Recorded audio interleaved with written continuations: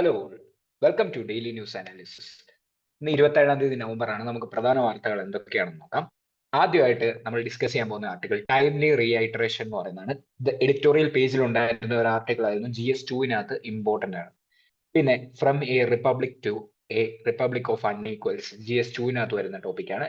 Second from editorial page. Then ഇതൊരു open പേജിനകത്ത് ഒരു വാർത്തയാണ്. Between hopes and hurdles on the high seas GS2 വരുന്ന ഒരു ടോപ്പിക്കാണ്. പിന്നെ ഒരു പ്രിലിംസ് ക്വസ്റ്റ്യൻ നമ്മൾ ഡിസ്കസ് ചെയ്യും. So let's move on. First topic is timely reiteration. അപ്പം ഇത് എന്താണെന്ന് പറഞ്ഞു കഴിഞ്ഞാൽ GS2 വരുന്ന topic. It's related to polity. നമുക്കറിയാം, നമ്മൾ ഇന്നലെ November 26 നമ്മൾ എന്താ ഒരു നമ്മുടെ നാഷണൽ കോൺസ്റ്റിറ്റ്യൂഷൻ ഡേ ആചരിച്ചു നമ്മൾ ദേശീയ തലത്തിൽ. ഓക്കെ, കാരണം എന്താ, അതെ നമ്മളെ എനാക്ട് ചെയ്തപ്പോൾ നമ്മുടെ കോൺസ്റ്റിറ്റ്യൂഷൻ എനാക്ട് ചെയ്ത ഡേറ്റ് ആണ് അല്ലേ. ഓക്കെ, ഇറ്റ്സ് എനാക്ട് ചെയ്തതും പിന്നെ അതുപോലെ കെയിം ഇൻ ടു ഫോഴ്സ് ആണ് എന്ത് നമ്മുടെ January 26, 1950. അത് എനാക്ട് ചെയ്തത് എന്നാണ് നമ്മുടെ സ്വീകരിച്ചത് നമ്മൾ November 26, 1949. ഓക്കെ, സോ അതിന്റെ എത്രാമത്തെ ആനിവേഴ്സറി ആയിരുന്നു? അതെ, ഇറ്റ്സ് 75th ആനിവേഴ്സറി. കാരണം ഇപ്പൊ നമ്മൾ 2024 75ാം വർഷമാണ് നമ്മൾ ആചരിച്ചത്. Okay, the supreme court of India has reaffirmed the inclusion of secular and socialist in the amended preamble. കുറെ ഒരു വേർഡിക്റ്റ് അല്ലെങ്കിൽ ഒരു കാര്യം റീഐട്രേറ്റ് ചെയ്ത് പറഞ്ഞ കാര്യമാണ് നമ്മൾ ഇവിടെ നോക്കുന്നത്. Supreme court of India secular and socialist എന്ന പദങ്ങൾ അമെൻമെന്റിൽ ഉള്ളത്, അതായത് നമ്മുടെ പ്രിയമ്പിളിൽ അമെൻഡ് ചെയ്ത് ചേർത്ത ആ പദങ്ങൾ അതിനകത്ത് വേണ്ട പദങ്ങളാണ്. അതിന് ഒരു മാറ്റവും വരുത്താൻ പാടില്ല. Because secularism is a basic feature of constitution, ensuring equality and non discrimination for people of all faiths. Similarly, socialism embodies principles of economic and social justice. ഒരു സോഷ്യൽ ജസ്റ്റിസ് ഒരു എക്കണോമിക് ജസ്റ്റിസ് ഒക്കെ ഉറപ്പുവരുത്തണമെങ്കിൽ എന്താ, അതിന്റെ എല്ലാം back bone ആണ് ഒരു socialistic principle എന്ന് പറയുന്നത്. Enabling the state to address disparities. അപ്പൊ ഈ രണ്ട് പദങ്ങളും അതിൽ നിന്ന് മാറ്റാൻ പാടില്ല എന്നായിരുന്നു നമ്മുടെ സുപ്രീം കോർട്ടിന്റെ ആ വിധി എന്ന് പറഞ്ഞു കഴിഞ്ഞാൽ. അപ്പം അതിനെതിരായിട്ടുള്ള ഇത് മാറ്റണമെന്ന് പറഞ്ഞുള്ള ഹർജിയൊക്കെ സുപ്രീം കോർട്ട് തള്ളുകയാണ് ചെയ്തത്. സോ ഇത് കോൺസ്റ്റിറ്റ്യൂഷൻ ഡേയെ സംബന്ധിച്ച് അല്ലെങ്കിൽ നമ്മുടെ ഇന്ത്യൻ കോൺസ്റ്റിറ്റ്യൂഷനെ സംബന്ധിച്ച് ഇസ് വൺ ഓഫ് ദ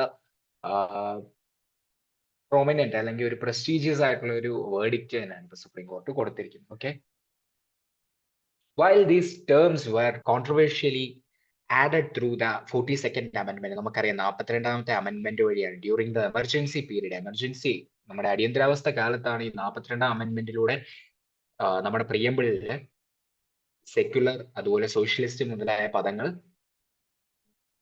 കൂട്ടിച്ചേർക്കപ്പെട്ടത്.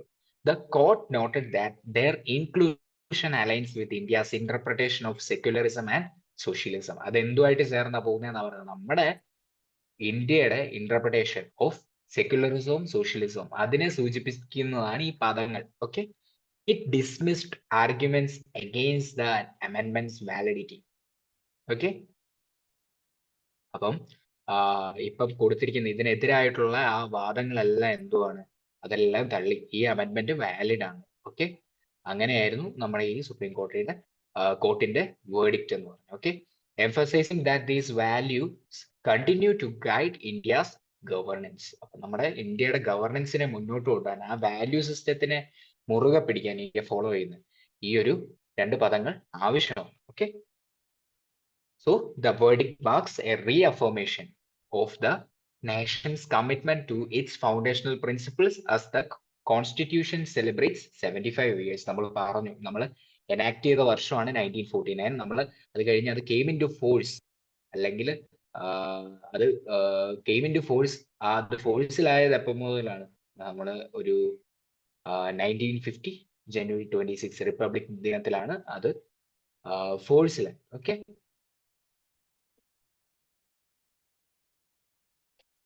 അടുത്തായിട്ട് നമുക്ക് ഈ 42nd അമെന്റ്മെന്റിന്റെ കുറച്ച് കാര്യങ്ങളൊക്കെ നമുക്ക് നോക്കാം. 42nd Amendment Act 1976 is considered as one of the most remarkable amendments to the Constitution of India 1950. So 42ാം അമെന്റ്മെന്റ് ആക്ട് 1976 വന്നത്. It's one of the remarkable amendments to the constitution of India 1950. Okay, നമ്മൾ പറഞ്ഞു എന്തായിരുന്നു 1900, അത് കൃത്യമായിട്ട് ഓർത്ത് വെച്ചാണ്. 1949 enact ചെയ്തു, അതായത് അഡോപ്റ്റ് ചെയ്തു നമ്മൾ. അത് കെയിം ഇൻ ടു ഫോഴ്സ്, അത് പ്രാബല്യത്തിലായത് എന്നാണ് 1950. ഓക്കെ, ഈ അടുത്തതായിട്ട് ദിസ് അമെൻമെന്റ് act is often referred to as the mini constitution. അപ്പം ഈ 1976 42nd അമെൻമെന്റ് ആക്ടിനെയാണ് എന്ത് വിളിക്കുന്നത്? മിനി കോൺസ്റ്റിറ്റ്യൂഷൻ എന്ന് വിളിക്കുന്നത്. As it made a large number of അമെൻമെന്റ്സ് to the constitution of India. ഒത്തിരി അമെൻമെന്റ്സ് കൊണ്ടുവന്നു നമ്മുടെ ഈ അമെൻമെന്റ് ആക്ട് പ്രകാരം. അത് എന്തൊക്കെയാണ്? ദിസ് അമെൻമെന്റ് act amended the preamble to the constitution. നമ്മളിപ്പോ പറഞ്ഞു സെക്യുലർ, സോഷ്യലിസ്റ്റ് മുതലായ പദങ്ങൾ കൊണ്ടുവന്നു. അപ്പൊ പ്രിയമ്പിൾ അമെൻഡ് ചെയ്തു. പിന്നെ കൂടാതെ 40 ആർട്ടിക്കിൾസോളം അത് അമെൻഡ് ചെയ്തു. പിന്നെ കൂടാതെ 7th ഷെഡ്യൂൾ അമെൻഡ് ചെയ്തു. പിന്നെ 14 പുതിയ ആർട്ടിക്കിൾസ് കൊണ്ടുവന്നു. പിന്നെ കൂടാതെ 2 പുതിയ പാർട്സും കൂടെ കോൺസ്റ്റിറ്റ്യൂഷൻ ഓഫ് ഇന്ത്യയിലേക്ക് ചേർക്കപ്പെട്ടു. ഓക്കെ, അപ്പൊ നമുക്ക് ആ മെയിൻ ആയിട്ടുള്ള പ്രിയമ്പിളിലെ ചേഞ്ചസ് എന്തൊക്കെയാണ് നമുക്കൊന്ന് ചെക്ക് ചെയ്ത് നോക്കാം. ഇത് നമ്മൾ പോളിറ്റി പഠിക്കുന്നതാണ്, ജസ്റ്റ് ഒരു റിവിഷൻ പോലെ കണ്ടാൽ മതി. പ്രിയമ്പിൾ ടു കോൺസ്റ്റിറ്റ്യൂഷൻ ഓഫ് ഇന്ത്യയിലെ വന്ന അഡീഷൻസ് നമ്മൾ തൊട്ടു മുന്നേ പറഞ്ഞു. സോഷ്യലിസ്റ്റും സെക്യുലർ എന്ന പദങ്ങൾ കൊണ്ടുവന്നു. കൂടാതെ the words unity of the nation was changed to unity and integrity of the nation. അപ്പൊ ഇന്റഗ്രിറ്റി എന്ന് പറയുന്ന ഒരു പദം കൂടെ അവിടെ ആഡ് ചെയ്യുകയുണ്ടായി കോൺസ്റ്റിറ്റ്യൂഷന്റെ പ്രിയമ്പിളിലേക്ക്. Okay, these are the significant changes that made to the preamble of the constitution. Okay, നമുക്ക് ഇനി അടുത്ത ഒരു ആർട്ടിക്കിളിലേക്ക് പോകാം. From a republic to a republic of unequals എന്ന് പറയുന്ന ഒരു ആർട്ടിക്കിൾ. ഇത് GS2 ഇമ്പോർട്ടന്റ് ആയിട്ടുള്ള ഒരു ആർട്ടിക്കിൾ ആണ്. നമുക്ക് എന്താണെന്ന് നോക്കാം. ഓൺ കോൺസ്റ്റിറ്റ്യൂഷൻ ഡേ 2024, നമ്മൾ പറഞ്ഞു 2024, ഞാൻ വീണ്ടും റീഐറ്ററേറ്റ് ചെയ്ത് പറയുകയാണ്, എനാക്ട് ചെയ്ത ദിവസമാണ് നമ്മുടെ 1949 നവംബർ 26 എന്ന് പറയുന്നത്. ജനുവരി 26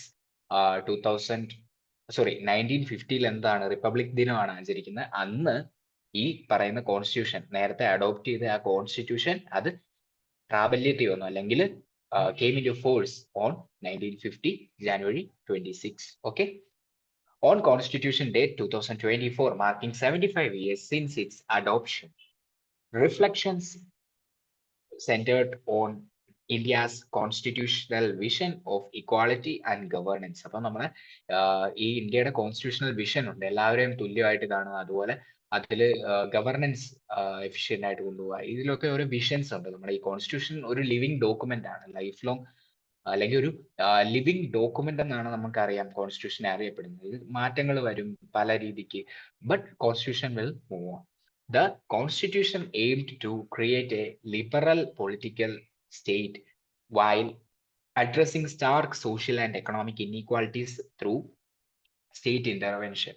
അപ്പം എവിടെ ആവശ്യം വരുന്നു അവിടെ സ്റ്റേറ്റിന്റെ ഇന്റർവെൻഷൻ വരും. അതായത് എവിടെ സോഷ്യൽ എക്കണോമിക് ഇനീക്വാളിറ്റീസ് കൂടുന്നു, അല്ലെങ്കിൽ അതിനെ അഡ്രസ് ചെയ്യേണ്ട ഒരു ആവശ്യമുണ്ടോ, അവിടെ ആര് ഇന്റർവീൻ ചെയ്യും? അവിടെ സ്റ്റേറ്റ് ഇന്റർവീൻ ചെയ്യും. പിന്നെ കൂടാതെ അഫർമേറ്റീവ് ആക്ഷൻ, നമ്മൾ ഈ റിസർവേഷൻ പോളിസീസ് ഒക്കെ it's A form of reservation ഒക്കെ എന്താണ്? It's A form of affirmative action. അതായത് ഒരു ഇക്വിറ്റി കൊണ്ടുവരിക, അല്ലെങ്കിൽ ആരെയും ഡിസ്ക്രിമിനേറ്റ് ചെയ്യാതിരിക്കുക, അതിനൊക്കെ വേണ്ടി എടുക്കുന്ന, അല്ലെങ്കിൽ അവരെയും കൂടെ ഒരുമിപ്പിച്ച് ഇതിനകത്തേക്ക് കൊണ്ടുപോവുക, അതിനുവേണ്ടിയുള്ള ഓരോ ആക്ഷൻസ് ആണ് affirmative actions. And welfare policies inspired by egalitarian principles. അതായത് ഇക്വാളിറ്റി ഗൈഡ് ചെയ്യുന്ന പ്രിൻസിപ്പിൾസ് ആണ് ഈ ഇക്വലിറ്റേറിയൻ പ്രിൻസിപ്പിൾസ് എന്ന് പറയുന്നത്. Inspired by egalitarian principles, the constitution sought to minimise inequality and prevent wealth concentration. അപ്പൊ കോൺസ്റ്റിറ്റ്യൂഷനിൽ തന്നെ എന്ത് പറയുന്നുണ്ട്? വെൽത്ത് കോൺസെൻട്രേഷൻ പ്രിവെന്റ് ചെയ്യാനുള്ള കാര്യങ്ങളും ഒക്കെ പറയുന്നുണ്ട്. നമ്മൾ കോൺസ്റ്റിറ്റ്യൂഷനകത്തെ DPSP പാർട്ടൊക്കെ നോക്കുവാണെങ്കിൽ നമുക്കിത് അറിയാവുന്ന കാര്യമാണ്. ഓക്കെ, അവിടെയൊക്കെ സ്റ്റേറ്റ് ഇന്റർവീൻ ചെയ്യുന്ന കാര്യവും ഓക്കെ, ലാൻഡ് റിഫോംസ് ഉൾപ്പെടെ എല്ലാ കാര്യങ്ങളും എന്തുവാണ്? ഈ പറയുന്ന പ്രിവെന്റ് വെൽത്ത് കോൺസെൻട്രേഷൻ എന്നുള്ള കാര്യത്തിൽ നിന്നൊക്കെയാണ് വരുന്നത്. പിന്നെ കൂടാതെ ഇൻഇക്വാളിറ്റി നമ്മൾ മിനിമൈസ് ചെയ്യും. പിന്നെ however, neoliberal economic reforms since the 1990s have undermined this vision. അപ്പം നമ്മൾ എന്താ 1991 എന്താ നിയോ ലിബറൽ എക്കണോമിക് റിഫോംസ് ആയിരുന്നു. അപ്പൊ നമ്മുടെ മാർക്കറ്റ് എന്താ ഓപ്പൺ ചെയ്തു കൊടുത്തു. അപ്പൊ എന്താ സംഭവിച്ചത്? അത് ഈ വിഷന് കുറച്ച് കോട്ടം വന്നെന്നാണ് ഈ ആർട്ടിക്കിളിൽ പറയുന്നത്. റൈസിങ് ഇൻകം ഇൻഇക്വാളിറ്റി, ആ സമയം എന്തായി? ഒരു മാർക്കറ്റ് എക്കോണമിയിലേക്ക് പോയി നമ്മുടെ രാജ്യം. അപ്പോൾ അവിടെ കുറച്ച് ഒരു ഇൻകം ഇൻഇക്വാളിറ്റി ഉണ്ടായി. നമുക്കറിയാം, ഇത് ഓക്സ്ഫാമിന്റെ റിപ്പോർട്ടിലെയൊക്കെ ഫൈൻഡിങ്സ് ആണ്. Top 1% now controlling over 22% of income. 22% ഇൻകവും കൺട്രോൾ ചെയ്യുന്ന ടോപ്പ് 1% ആണ്. ആൻഡ് 40% ഓഫ് വെൽത്തിന്റെ മൊത്തം വെൽത്തിന്റെയും 40% ഹോൾഡ് ചെയ്യുന്ന ടോപ്പിൽ വരുന്ന 1% ആളുകളാണ്. Okay, highlights this shift. അപ്പൊ ഈ ഷിഫ്റ്റ് ഈ ഷിഫ്റ്റിനെയാണ് ഇത് ഹൈലൈറ്റ് ചെയ്യുന്നത്. ഓക്കെ, അതായത് നിയോ ലിബറൽ എക്കണോമിക് റിഫോംസിലേക്ക് മാറിയ ആ ഷിഫ്റ്റ് കൊണ്ടാണ് ഇത് ഉണ്ടായത്. അല്ലെങ്കിൽ അതും ഒരു ഫാക്ടർ ആണെന്നാണ് ഇതിനകത്ത് പറയുന്നത്. Rising income inequality. Okay, social inequality exacerbates economic disparities. അത് കൂട്ടി economic disparities, social inequality with upper caste disproportionately dominating wealth ownership. അപ്പൊ അപ്പർ കാസ്റ്റിന് കൂടുതൽ വെൽത്ത് ഓണർഷിപ്പ് കിട്ടുന്നു as compare to lower class. അല്ലെങ്കിൽ ലോവർ കാസ്റ്റിനെ വെച്ച് നോക്കുമ്പോൾ അപ്പർ കാസ്റ്റിന് ആ ഒരു പ്രപ്പോർഷൻ ഡിസ്പ്രപ്പോർഷനേറ്റ്ലി, അതായത് ആ പ്രപ്പോർഷനെ ആ അനുപാതത്തിൽ വരുന്ന വിധത്തിലല്ല, അല്ലെങ്കിൽ ആ ഒരു പ്രപ്പോർഷനിലല്ല വെൽത്ത് കിട്ടുന്നവർക്ക്. അതിൽ കൂടുതലായിട്ട് അല്ലെങ്കിൽ ഡിസ്പ്രപ്പോർഷനേറ്റ് ആയിട്ട് അപ്പർ കാസ്റ്റിന് കൂടുതൽ വെൽത്ത് കിട്ടുന്നു, dominating wealth ownership. Okay, reports reveal extreme income disparities. അപ്പം ഇതെന്താ റിപ്പോർട്ട്സ് ഒക്കെ പറയുന്നത്? ഓക്സ്ഫാം റിപ്പോർട്ടൊക്കെ നമുക്ക് അറിയാവുന്ന കാര്യമാണ്. എക്സ്ട്രീം ഇൻകം ഇൻഇക്വാളിറ്റീസ് അല്ലെങ്കിൽ ഇൻകം ഡിസ്പാരിറ്റീസ് ഉണ്ടെന്നാണ്. And diminishing representation of marginalised groups in wealth distribution. അപ്പൊ എന്താ, നമ്മുടെ ഈ മാർജിനലൈസ്ഡ് ഗ്രൂപ്പ്സിന്റെ ഒക്കെ റെപ്രസെന്റേഷൻ ഒക്കെ വളരെ കുറയുകയാണ് വെൽത്ത് ഡിസ്ട്രിബ്യൂഷനിൽ. ഇപ്പൊ നമുക്കറിയാം, കഴിഞ്ഞ ഇടയ്ക്ക് പോലും ഇപ്പൊ റിസർവേഷനിൽ പോലും എന്താ ഇനി വരാൻ പോകുന്നത്, സബ് കാറ്റഗറൈസേഷൻ കൊണ്ടുവരാനുള്ള കാര്യങ്ങളൊക്കെ പല സ്റ്റേറ്റ്സും കൊണ്ടുവരുന്നുണ്ട്. അതിൽ സുപ്രീം കോർട്ട് അതിനെ അപ്ഹോൾഡ് ചെയ്ത് ജഡ്ജ്മെന്റ്സ് ഒക്കെ നമ്മൾ കഴിഞ്ഞ ഇടയ്ക്ക് DNA കണ്ടതാണ്. ഇതൊക്കെ എന്താ, ഒരാളിലേക്ക് അത് കോൺസെൻട്രേറ്റ് ചെയ്യാതെ എല്ലാവരിലേക്കും ഒരു ഇക്വിറ്റബിൾ ആയിട്ട് ഡിസ്ട്രിബ്യൂട്ട് ചെയ്യണം എന്ത് കാര്യമാണെങ്കിലും എക്കണോമിക്കലി. അതിന്റെ അടിസ്ഥാനത്തിലാണ് ഓക്കെ ഈ ഒരു കാര്യം ഇവിടെ പറയുന്നത്. ഓക്കെ, എല്ലാവർക്കും മനസ്സിലായെന്ന് വിശ്വസിക്കുന്നു. So the constitutional goal of an egalitarian society is under threat. അതെന്താ പറയുന്നത്, ഈ ഒരു ഇൻഇക്വാളിറ്റി കൊണ്ടൊക്കെയാണ് ഇത് ഈ ഒരു സ്റ്റേറ്റ്മെന്റ് പറഞ്ഞിരിക്കുന്നത്. With widening inequalities violating its ideology.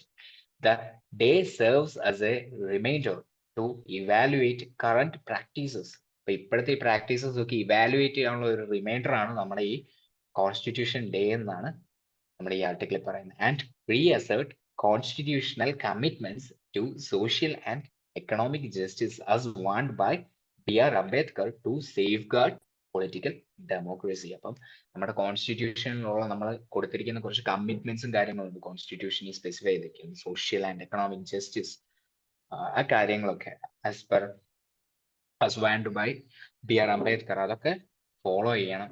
അതിനെ കുറച്ചുകൂടെ റീഅസേർട്ട് ചെയ്യണം അല്ലെങ്കിൽ റീഅഫേം ചെയ്യണമെന്നാണ് ഈ ആർട്ടിക്കിളിൽ പറയുന്നത്. അടുത്തതായിട്ട് between hope and hurdles on the high seas. ഇത് GS2 വരുന്ന ഒരു ആർട്ടിക്കിളാണ്. ഇന്റർനാഷണൽ എഗ്രിമെന്റ്സിന്റെ ഒക്കെ ഒരു ഭാഗത്ത് വരുന്ന ആർട്ടിക്കിളാണ്. സോ നമുക്ക് എന്താണെന്ന് നോക്കാം. The high seas treaty officially called the biodiversity beyond national jurisdiction BBNJ agreement. അതായത് ഹൈ സീസ് ട്രീറ്റി എന്ന് പറയും. അതായത് നമുക്കറിയാം ഓരോ രാജ്യത്തിനും അതിൻ്റെതായ ടെറിട്ടോറിയൽ സീ ഉണ്ട്. ആ രാജ്യത്തിന്റെ ജൂറിസ്ഡിക്ഷനിൽ വരുന്ന സീ ഉണ്ട്. ഇതിന് പുറമെ കുറെ സ്ഥലങ്ങളുണ്ട്. അവിടെ കാര്യമായ ആളുകൾക്കൊന്നും ഒരു രാജ്യങ്ങൾക്കും പ്രത്യേകമായ പവേഴ്സ് ഒന്നും കാണത്തില്ല അവിടെ അതിനെ കൺട്രോൾ ചെയ്യാൻ. സോ അങ്ങനെയുള്ള റീജിയൻസിൽ അവിടെയുള്ള മറൈൻ ലൈഫിനെയും അവിടെ പ്രൊട്ടക്ട് ചെയ്യുക, അതുപോലെ അവിടുത്തെ റിസോഴ്സസ് മാനേജ് ചെയ്യുക, അതിനൊക്കെ വേണ്ടി. അത് ഒരു രാജ്യത്തിന് ബിലോങ് ചെയ്യുന്ന റിസോഴ്സസ് അല്ല, ഈ രാജ്യത്തിന്റെ ടെറിട്ടറി വരുന്നതല്ല, ടെറിട്ടോറിയൽ CC വരുന്നതല്ല. അപ്പൊ അതിനെയാണ് എന്ത് വിളിക്കുന്നത്, അതിനെ മാനേജ് ചെയ്യാൻ വേണ്ടി പല രാജ്യങ്ങൾ ചേർന്ന് കൂടി ഉണ്ടാക്കിയിരിക്കുന്ന ഒരു എഗ്രിമെന്റ് ആണ് എന്ത്, ഹൈ സീസ് ട്രീറ്റി എന്ന് പറയുന്നത്. ഇന്ത്യ ഇത് സൈൻ ചെയ്തു കഴിഞ്ഞ സെപ്റ്റംബറിൽ. Okay, which is seen as an important step in improving how the world looks after the oceans. എങ്ങനെയാ ലോകത്തിനെ അല്ലെങ്കിൽ ലോകത്തിലെ കടലുകളെ ലുക്ക് ആഫ്റ്റർ ചെയ്യണം ഓരോ രാജ്യങ്ങൾ ഒരുമിച്ച്, അതിനെക്കുറിച്ചൊക്കെയാണ് ഈ ആർട്ടിക്കിളിൽ ചർച്ച ചെയ്യുന്നത്. അതിനെ റീഹൈഡ്രേറ്റ് ചെയ്തതിന്റെ ഭാഗമായിട്ടാണ് ഇന്ത്യ ഇത് സൈൻ ചെയ്തേക്കുന്നതെന്നാണ്. പക്ഷേ ഈ ട്രീറ്റിക്ക് കുറേയധികം നല്ല ഇന്റൻഷൻസ് ഉണ്ട്, പക്ഷെ കുറേയധികം ചലഞ്ചസും ഉണ്ട് ഇത് ഇംപ്ലിമെന്റ് ചെയ്യുന്നത് എഫക്റ്റീവ് ആയിട്ട്. നമുക്ക് നോക്കാം എന്താണ് ഈ ട്രീറ്റി എന്ന് ആദ്യമായിട്ട്. ഇത് നമ്മൾ പറഞ്ഞ പോലെ മറൈൻ ബയോഡൈവേഴ്സിറ്റിയെ പ്രൊട്ടക്ട് ചെയ്യാൻ വേണ്ടിയാണ് ഈ ട്രീറ്റി വന്നിരിക്കുന്നത്. To safeguard the plants and animals living in international waters. Areas not owned by any country. പിന്നെ അതുപോലെ ഇവിടുത്തെ റിസോഴ്സസ് ഒക്കെ ഷെയർ ചെയ്യാം, മറൈൻ റിസോഴ്സസ് ഒക്കെ, അല്ലെങ്കിൽ അവിടുത്തെ ആ ബെനിഫിറ്റ്സ്, അല്ലെങ്കിൽ അവിടുത്തെ ജനറ്റിക് റിസോഴ്സസ് കാണും, എക്സാമ്പിൾ മൈക്രോ ഓർഗാനിസംസ്, പ്ലാന്റ്സ്, ഇതൊക്കെ ഷെയർ ചെയ്യുക കോമൺ ആയിട്ട് രാജ്യങ്ങൾ തമ്മിൽ. Found in the ocean that might be used in medicine or technology. പിന്നെ കൂടാതെ ഈ സ്ഥലങ്ങളിൽ എൻവയോൺമെന്റൽ ഇമ്പാക്ട് അസസ്മെന്റുകൾ നടത്താം. Make countries check how plant activities in the ocean could have the environment before they start. ഓരോ പദ്ധതികളും കാര്യങ്ങളും ഓരോ ആക്ടിവിറ്റീസ് ഒക്കെ ഈ ഏരിയാസിൽ സ്റ്റാർട്ട് ചെയ്യുന്നതിന് മുന്നേ കൃത്യമായ അസസ്മെന്റ്സ് നടത്താനൊക്കെ ഇത് ഹെൽപ്പ് ചെയ്യും ട്രീറ്റി. ഇതിനകത്ത് ചാലഞ്ചസ് എന്തൊക്കെയാണെന്ന് ചോദിച്ചാൽ, സ്ലോ റാറ്റിഫിക്കേഷൻ. ഇതിനകത്ത് ഏകദേശം the treaty isn't in force yet because only 14 of 104 countries that signed it have approved it in their governments. 14 ആളുകൾ മാത്രം, അല്ലെ 14 രാജ്യങ്ങൾ മാത്രമേ ഇത് സൈൻ ചെയ്തിട്ട് അവരവരുടേതായ ഗവൺമെന്റ് ഇത് അപ്രൂവ് ചെയ്തിട്ടുള്ളൂ. At least 60 approvals R needed. Minimum ഒരു 60 അപ്രൂവൽ എങ്കിലും ആവശ്യമാണ്. പല ആളുകളും ഇത് ഹെസിറ്റേറ്റ് ചെയ്യുക, അതായത് എല്ലാവർക്കും ഒരു മടിയുണ്ട്. എന്തുകൊണ്ടാണെന്ന് പറഞ്ഞു കഴിഞ്ഞാൽ അവരുടെ ഇൻട്രസ്റ്റിനെ അത് ഹാം ചെയ്യുമോ, സച്ചസ് ഫിഷിങ്, അവരുടെ ഓയിൽ എക്സ്പ്ലോറേഷൻ, ഇതിനെയൊക്കെ നെഗറ്റീവായിട്ട് ബാധിക്കുമെന്ന് പല രാജ്യങ്ങൾക്കും ഒരു ഭയമുണ്ട്. പിന്നെ കൂടാതെ റീജിയണൽ ഡിസ്പ്യൂട്ട്സ് ഒരു ചാലഞ്ചാണ്. നമുക്കറിയാം സൗത്ത് ചൈന സീ ഒരു വളരെയധികം ഡിസ്പ്യൂട്ടഡ് ആയിട്ടുള്ള ഏരിയ ആണ്. പിന്നെ ബേ ഓഫ് ബംഗാളിലും കുറെ അധികം ഡിസഗ്രിമെന്റ്സും കാര്യങ്ങളും ഉണ്ട്. മറൈൻ ബൗണ്ടറീസിന്റെ കാര്യത്തിൽ, മാരിടൈം ബൗണ്ടറീസിന്റെ കാര്യത്തിൽ, പിന്നെ അവിടുത്തെ റിസോഴ്സ് ഷെയറിങ്ങിന്റെ കാര്യത്തിലും കൺട്രോളിന്റെ കാര്യത്തിലൊക്കെ. സോ ഈ ഡിസ്പ്യൂട്ട്സും എല്ലാം ഒരു ചലഞ്ച് ആയിട്ട് നമ്മുടെ മുന്നിൽ നിൽക്കുന്നുണ്ട്. പിന്നെ കൂടാതെ അൺഫെയർ റിസോഴ്സ് ഷെയറിങ്. പല രാജ്യങ്ങളും വലിയ വലിയ വൻകിട റിച്ചർ ആയിട്ടുള്ള കൺട്രീസ് ഒന്നും കൃത്യമായി റിപ്പോർട്ട് ചെയ്യുന്നില്ല എന്തൊക്കെയാണ് അവർ എക്സ്ട്രാക്ട് ചെയ്യുന്നത്, ആ മൊത്തം കാര്യങ്ങൾ, അവർ എക്സ്ട്രാക്ട് ചെയ്യുന്ന മൊത്തം കാര്യങ്ങളും ഒന്നും അവർ റിപ്പോർട്ട് ചെയ്യുന്നില്ല. So it's unfair for poorer nations. പിന്നെ കൂടാതെ overlooking local impacts. Problems in national waters often affect international waters.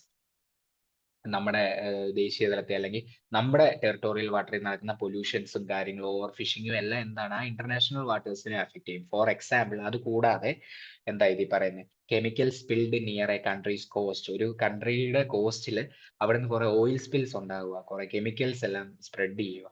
അതെന്തുവാ, അത് ആ ഓഷ്യനെ തന്നെ അഫക്ട് ചെയ്യും. But the treaty doesn't address this connection well. ഇതൊന്നും ഈ ട്രീറ്റി അഡ്രസ് ചെയ്യുന്നില്ല.